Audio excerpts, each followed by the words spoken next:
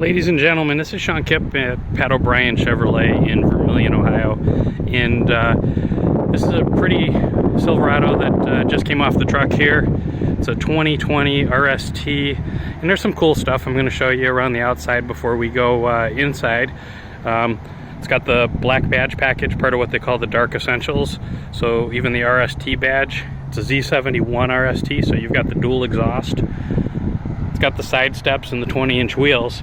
But the reason for this short video today is actually to show you some things that if you're already a Chevy owner, you may not know your truck can do. And if you are a Chevy owner and you don't know, maybe show you a little bit and let you kind of see some things. So when you climb into your new vehicle, you're going to see some things such as your warning screen for the MyLink system. But what I want to go over is some things that are hiding in the settings menu right here. And most of the new Chevrolet models, they all have a version of this MyLink. And what you'll see on the newest ones are going to be system apps and vehicle tabs. And what's great about the system apps and vehicle tabs is that you can go through and you can actually change settings for things. For instance, right here, you can turn on if you want the feedback when you touch on it. That's where it like makes a little pop when you do it.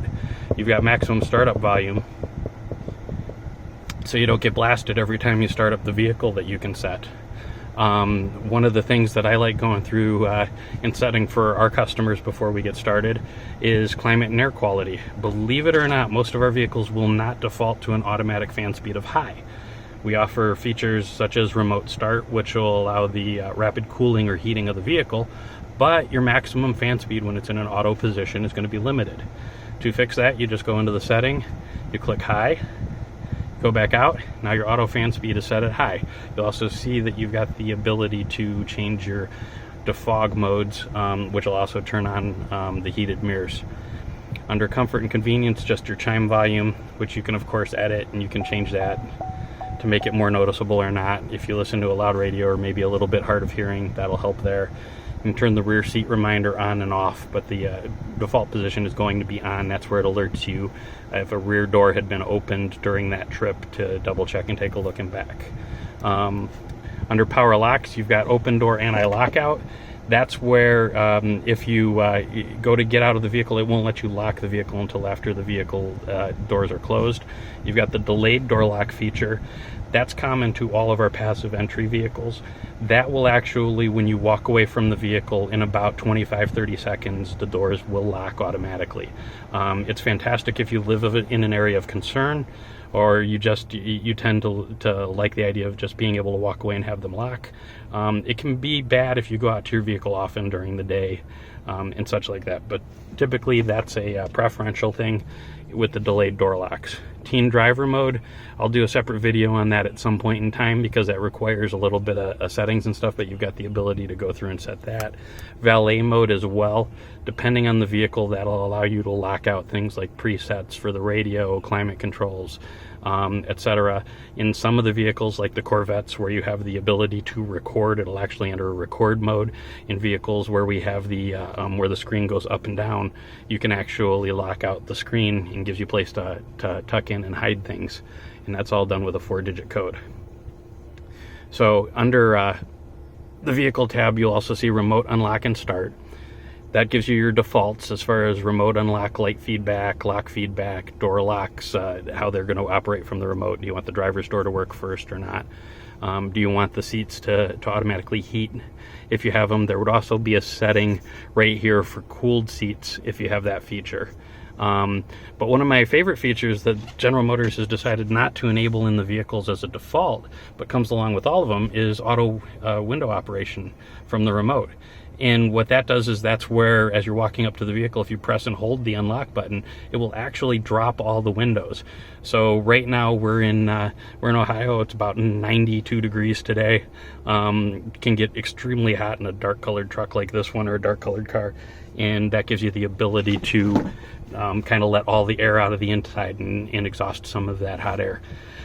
Passive door locking allows you to choose when you push the little chrome button on the door which doors open, so you can set it for driver's door only or all the doors, or you could turn it off if you don't want that little chrome button to operate the doors. Passive door locking is currently off, but you can turn it on with a chirp, or you can turn it on, and that allows you to take advantage of that passive lock feature that comes with these new keyless entry remotes. Apps, Android Auto and Apple CarPlay are by default enabled. You've got audio system items such as auto volume. This is a feature that's been in General Motors cars for a long time, but it actually is defaulted to off in most of our new vehicles now. So if you like the idea of not being able to not fiddling with the volume knob all the time and having to adjust for when you're on the highway and then when you get off the highway and you come to a stop and things like that, you can actually set it to different settings where, based on vehicle speed, the volume will automatically rise. Me personally, I usually go with a medium setting, and I find that keeps me from having to really play with it at all. You can set things such as number of favorites. Automatic will change the number of pages based on the number of favorites they have programmed, but you can actually go to a crazy number of favorites, 40. So if you travel often and say we're in Ohio and then you go to Florida and maybe you spend some time in Tennessee or whatever, you can actually set your favorite radio stations for each area because there's plenty of room to do so. RDS is radio data systems. That's pretty straightforward stuff. That's where it displays maybe the song title, radio station call letters, etc. And then you've got things such as managing your devices. If it had any devices, you could go in and you could remove them and add them as necessary. And then resetting the music index. I'm not going to do it because we really don't have one that's really set up on there, but that would reset your music index as far as features like on the radio, as far as finding songs and things like that. So this is just a real quick walkthrough of the settings menu in your MyLink on your new Chevrolet, IntelliLink on a GMC or Buick, or EQ system even on the Cadillacs operates very, very similarly. May get into some more details on one that's more equipped a little later to show you things how to set auto mirror folding, etc. But hope you found this helpful. And if you're looking for a new Silverado, we just got a ton of them in over here at Pat O'Brien Chevrolet in Vermillion, Ohio, and maybe you could even take home this beautiful RST with the Dark Essentials package. Thanks for watching. Have yourself a great day, and we'll talk to you next time.